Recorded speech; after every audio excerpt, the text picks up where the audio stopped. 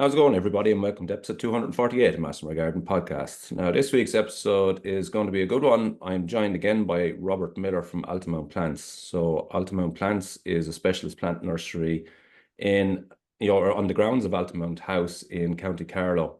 And as I say, a specialist nursery growing lots of sort of special and selling lots of special plants and categories of plants. So, they do a lot of David Aston roses, a lot of hellebores in the wintertime.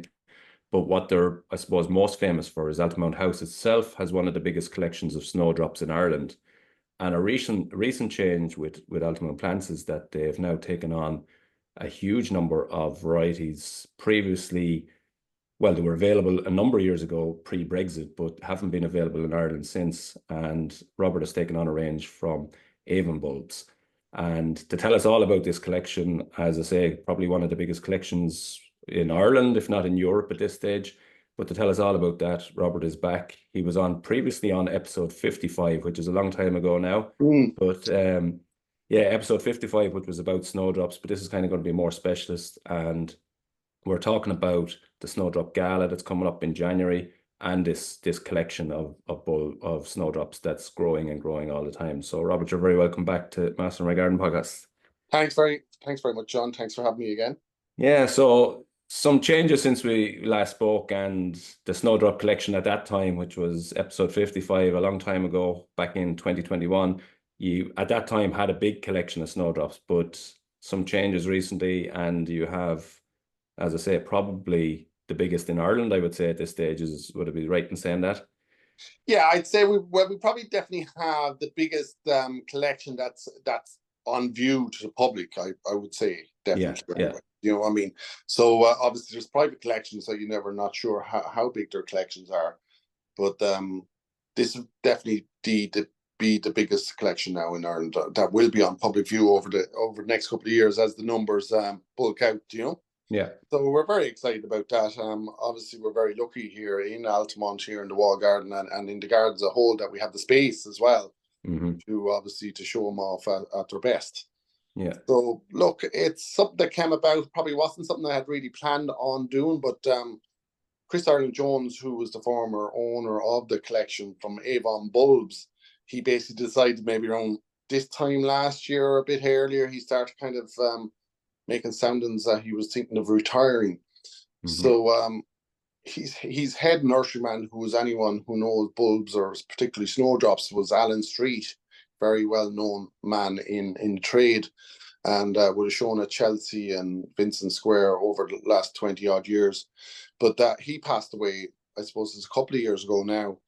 And I think that took maybe some of the wind out of Chris's sails. And I think maybe he decided it was maybe a natural time to hang up his boots, you know. And so look, he had mentioned to me, I think he didn't realize that I was interested in the collection. He had initially hoped to sell the whole business of Avon Bulbs, which would be a very well-known brand, definitely in Britain, as a going concern, to sell the whole business as one unit. And after a couple of what he would have thought initially was fairly positive attempts by different individuals to buy the business, it eventually fell through. So then he kind of took a different pathway where he started thought about selling off the different collections of plants individually. So I suppose that's where I came in on the scene then, and now I had no idea what the value. I just was sounding them out, and we came to an agreement. And luckily enough, another nursery in England came on board, which took half the collection, which in a way, obviously from a financial point of view, definitely took a lot of the burden away from me. But besides from that to know that another nursery has 50% of a very rare collection, that the full responsibility of looking after them, it hasn't fallen on me. I'm delighted with that as well. Yeah, so it takes the pressure off. Takes the pressure off, definitely. I had to say I had a couple of sleepless nights about it. But look, we got the ball rolling. This is over a year ago. I think we basically did the deal around Snowdrop time, or just after Christmas last year, and so we knew there was a lot of hurdles to jump then between then and now. So one is getting up. We had to get all the sites, obviously, from the departments in both Britain and Ireland, and get them passed and so on. So that took a bit of paperwork, but we managed to do it. And so Chris actually drove over here with the collection himself in the van in early August. So that was anyone follows me on Instagram will see the pictures of that. So that was a pretty exciting time.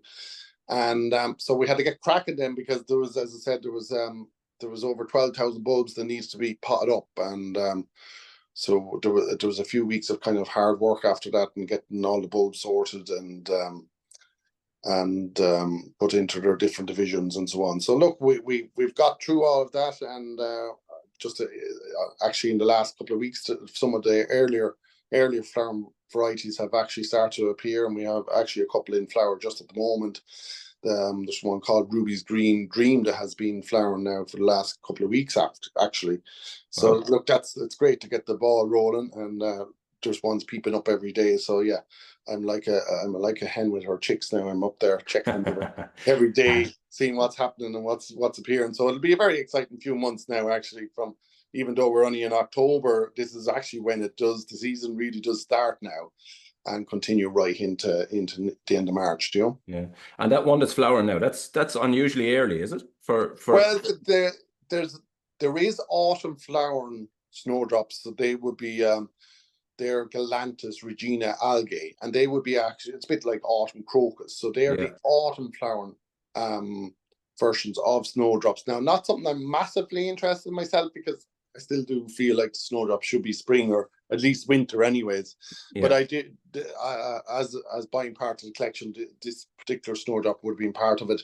And no, this would be kind of, it's a little bit early, but you'd have a lot of name varieties of Regina algae that would flower at this time, September, October time, too. September, October, yeah. We could have snowdrops flowering for 6 months of the year in Altamont, starting in September, October, and running right into April next year. Yeah, brilliant. Yeah. This collection, so I know the last time we spoke, you were trying to put a figure on it, and it was difficult, how many varieties there was, say, in Altamont. The collection that came across, you probably have a fair idea now how many was in that. Well, I know exactly, obviously, what the collection was over 600, and there's over 600 varieties, and then there's another 50 odd varieties that are actually on the list to be named. Do you know what I mean? So look, we'll assess them over the next couple of seasons, and I suppose we're always conscious of the way the snowdrop scene has gone over the last 20 years, that lots of people in the business may feel that a lot of snowdrops didn't actually warrant a name. They weren't maybe individual enough or different enough to other snowdrops that are already available. So look, I am very conscious of that, even though obviously I'm in the business of selling snowdrops, and you would think that maybe it's more the merrier, but it's not. Like, we are very conscious, anyone in the business, and I would have a lot of contact with people. We are very conscious of the way it's going, that basically just snowdrops going forward that are being named deserve to be named, So something that's going to be special, that's going to be standard. Yeah. And again, what you need to do is the same with anything. You need to assess it over a couple of seasons. You can't just evaluate it over one season. So these snowdrops will be growing on now here in Altamont. Some will be planted out into the open ground and see how they perform actually as a garden plant, as opposed to just a potted plant. And if they perform well and they look after themselves, then we'll hopefully put a name on them over the next couple of years. Yeah, brilliant. And so this consignment that came across in August, this was all bulbs at that point in time? They're all bulbs. So basically, for them to come from Britain to Ireland, then all soil had to remove from all the bulbs. So they're completely soilless, and so they were bulbs basically. As again, I said, if anyone looks up the pictures on Instagram, you'll see them. They just arrived in little paper bags labeled and numbered and so on, and which would be, I suppose I probably would have liked them a few weeks earlier, but as I said, by the time we got through the red tape, it just was a little bit later than I would have liked. But we're still in good time. So like, snowdrops are dormant from basically kind of June to mid-August, So that's actually, even though there's this kind of a myth about replanting bulbs in the green, actually the best time to do is when they're fully dormant. between kind of June and August. But sometimes the problem is it's very hard to find. If they're grown in open ground or if you don't have them in baskets, it's obviously hard to find them. Mm-hmm. So, and obviously there's so many other things to do in the middle of the summer. People, Yeah. it's not something that's on the top of their list. So that's why it has kind of become more popular for snowdrops to be sold while they're in flower, and also then to be moved just after flowering into what the term is known as in the green. Do you know? Yeah. And Yeah, it's that's quite successful as well if it's done, promptly and efficiently. Do you? yeah, that's Mhm. typically, on the podcast we have spoke about before. I think we spoke about it in the episode, the original episode. It is for home gardeners who are, not connoisseurs or whatever, Yeah. it's definitely the best time for them because that period of dormancy typically is, as you say, middle of June to middle of August, there, give or take.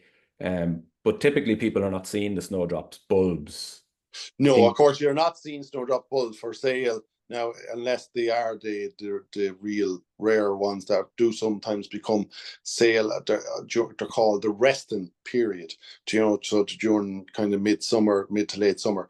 yeah, But the problem and what's happened commercially is that snowdrops bulbs are being lumped in with all other bulbs yeah, and kind of being promoted as planting in October, November time. But really, at that stage, it's nearly gone too late to be sown snowdrop bulbs, and they've dried out to a state where sometimes they don't recover. Do you know? yeah, for sure.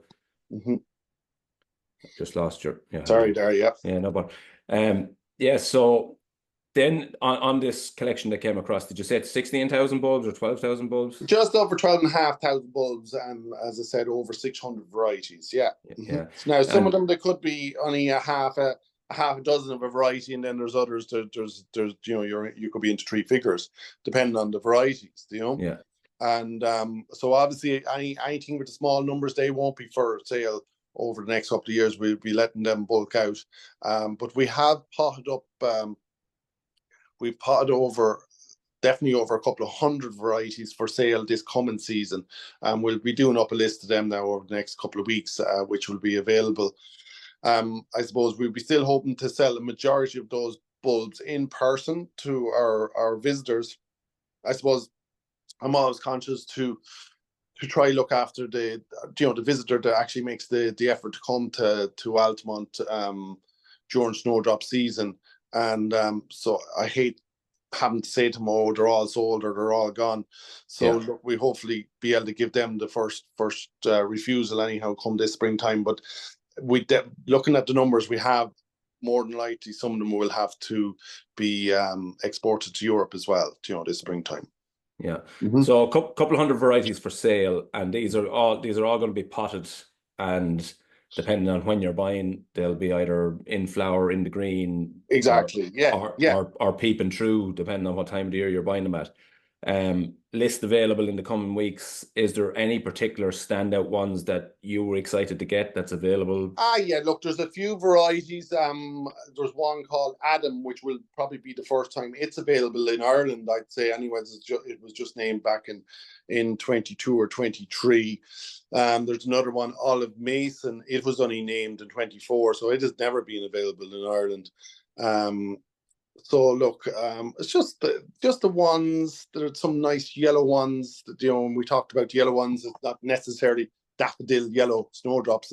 They have yellow markings where they would normally have green markings. So there's Yeah, some very interesting ones in that as well. Belvedere Gold just stands out. It's another one that I didn't see available in Ireland before.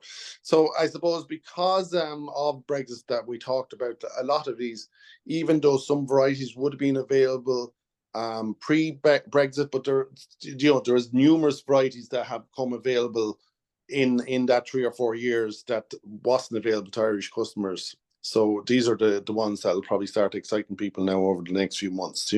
yeah. And snowdrop collecting, obviously, it's huge around the world. It's probably something that is big in Ireland, but with a small number of people. Would Mm-hmm. you see that as something that has been growing over the last number of years? I know Oh Esther. yeah, well, it definitely has grown. I suppose it was it's probably 20 years ago. 20 years I've been kind of the business, so I've seen how it's grown, and I suppose people are just love the thoughts of having something flowering in their garden in the depths of the winter, in January and February Yeah. time. So that's kind of ignited just the magic about them, and so you don't necessarily have to have this massive, expensive collection. It's really just having a collection of plants that are flowering at a certain time of the year that normally there wouldn't be too much else happening. Yeah, And it's getting yeah. people out into their garden and getting them excited about it at a time of the year that normally they wouldn't maybe spending too much time in their garden. Yeah, for sure. So in terms of varieties, just for the home gardener that's listening to the podcast, snowdrops are beautiful planted in drifts. They're also very good in pots, or they're very good as in little small groups in beds and borders. Mm-hmm. If you were to kind of pick a really good variety or a couple of varieties for planting in drifts in a lawn, for example, what's your kind of go-to ones there? As it's still, I suppose, the likes of S. Arnott, Sam Arnott, which has been around for at least 100 years. It's just a really good doer. A Kinsey, which is another fabulous variety, great for naturalizing and increases quickly. Do you know what I mean? And then obviously your common snowdrop, Galanthus nivalis. Yeah. It's still just a fabulous snowdrop, especially in drifts. Do you know? But there's so many now, it's hard to pick out. It's a bit like, as I say, picking your favorite child. But and then, as a friend of mine says, sure, no point asking that guy. Sure, changes every day depending on what humor is in. So it depends on which one you're after looking at or whatever. You say, oh, geez, that's definitely my favorite snowdrop. And then sure, the next day it could be something else. Yeah, yeah, yeah. Yeah. Mm. So then the Snowdrop Gala, which has become a huge event, I know it's running for a good few years now, but it's growing in Yeah, we're popularity. trying to think. I think we could be up to our 14th year now.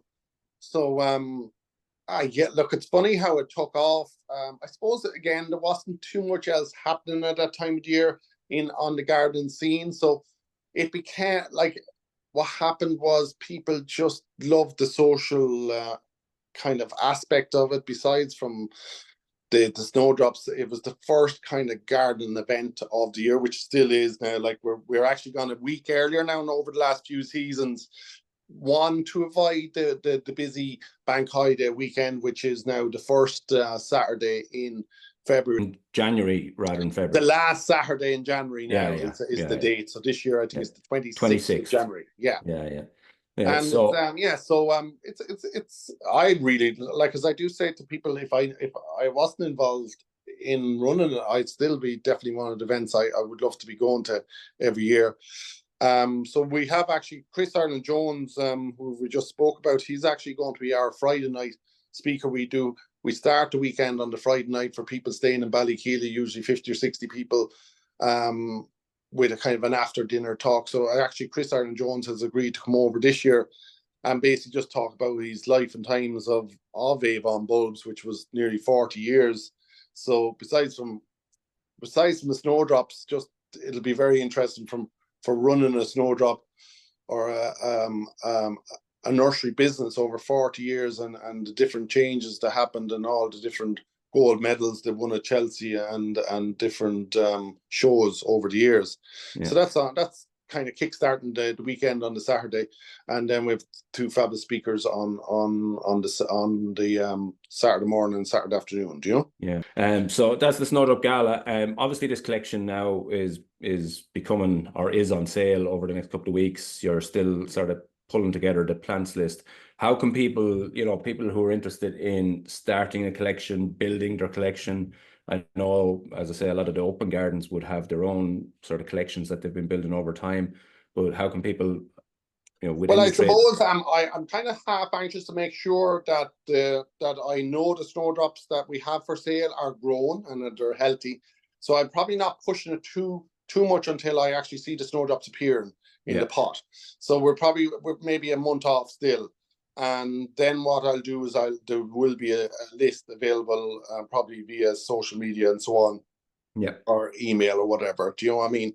We'll be publishing that, and then obviously, look, I still just, I suppose I am a bit old fashioned. I like dealing with people face to face, that know what they're getting. you get a bit of time to explain the ins and outs and the do's and don'ts and so on. And especially for some of the more expensive ones, you know what I mean, that you want to give the plant the best chance that it can get to be grown and to be successful in the new owner's garden, do you know? Yeah, for sure. So anyone looking to contact you in relation to that, so through social media, and My you're on email, yeah. Altamont Plants on Instagram and so on. That's it. Yeah, Yes, that's probably the best way. Look, going forward, obviously, we're going to have them probably up on a new website and so on over the next few months. But at the moment, if anyone is particularly interested, is to contact me via social media or by my email, sales@altamontplants.com. Do you? Yeah. For anyone that's not familiar with the nursery, I mentioned at the start that you do quite a bit of, for example, David Aston roses. Yeah. And I had Joseph on from David Aston a couple of weeks ago. Really, really good speaker, and talked about new varieties and so on. So you have a big collection of them. You also do quite a bit of hellebores. Anything else that you sort of have good collections of? Yeah. Look, I suppose it's a bit like it's a bit like little small collections of everything. Do you know what I mean? It's basic. When someone is starting a garden, it's what do you want to have a successful garden? You have to have some evergreens, you have to have all your herbaceous, your roses, your climbers, your trees for autumn color, your berry interest. So what we really are about here in Altamont Plants is just having variety. Do you know what I mean? And so we'd never have a lot of anything, but we always have a bit of everything. Do you know? Yeah. And we love having the complementary plants to the snowdrops. So we would have a lot of kind of woodlanders available kind of from January onwards, and cyclamen and the erythroniums and different brunneras and pulmonarias and foliage plants that way. But yeah, we're big into roses in general, and a lot of our newer David Austin roses are their single flowering varieties. So like the likes of Kew Gardens and Tottering by Gently, these single petal roses, which are very biodiversity friendly and bee friendly because of the single petals. So I think that'll be something that, and obviously with the weather as well, we've just found that maybe some of the more traditional David Austin ones with the bigger, heavier double flowers are just not performing as well when you don't have the sunshine, So it's all about knowing what plants will do best in the environment that they're going to be grown in, Yeah, for sure. And it's a nice place to visit, obviously, for anyone that hasn't been before. But the garden centre, the nursery, is fantastic place to pop Yeah, but in look, as we're well. very lucky. We're here in the middle of Altamont Gardens. Gardens themselves are run by the Office of Public Works, and the gardens are open pretty much every day of the year except for Christmas Day. So look, we close for about a week over Christmas, but besides that, we're open every day as well. And so, look, if people are hoping to maybe start a new collection of snowdrops, I still would advise the best thing is to come to see them growing in the ground. Try pick out ones in person that you actually like rather than pick them from a picture. And we'd hope that we'd have them available here for sale. Yeah, for sure. Yeah, no, it's a fantastic nursery, fantastic gardens, and nice house, nice place to visit on a day. So, and especially at certain times of the year, obviously snowdrop time is fantastic time to visit down there. You'll see phenomenal color, but summer borders are class down there as well, and autumn color then is also good down there. So, somewhere you could visit several times during the year, and you won't be disappointed. It is amazing to see people's different reactions to maybe people that traditionally would come during snowdrop time, when obviously all the borders are kind of cut down, and the only plants available are the snowdrops and their kind of companion plants, and then they come back in the height of the summer and like there's 6 foot high borders, and they're wondering where was all these plants during snowdrop time.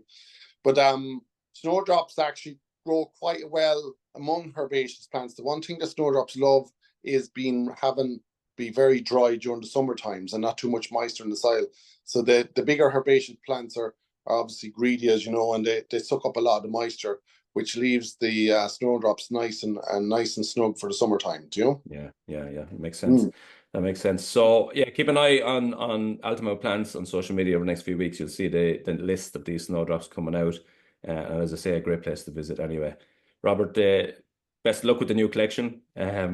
Great to see Thanks, man, John. Yeah. that level of I suppose that level of history coming across, and now you're the seller of it, but you're also the custodian of it as well. So as you say, that brings a Yeah, little bit that's of probably pressure. the worrying bit. But look, Yeah. look, we have 20 years experience in growing snowdrops. We know it. Look, at this stage, we kind of know what they like and what they don't like, and look, you're always going to make a few mistakes. And I suppose, look, that's part of the joy as well, Yeah. and try to overcome some difficulties that you might have had in the past. Yeah, well, the best of luck with it all anyway. And yeah, great information. Well worth checking out in person over the next few weeks. Snowdrop Gala coming up. Keep an eye out for the list. And as I say, Robert, thank you very much for coming on Master My Garden podcast. Thanks for having us again, John.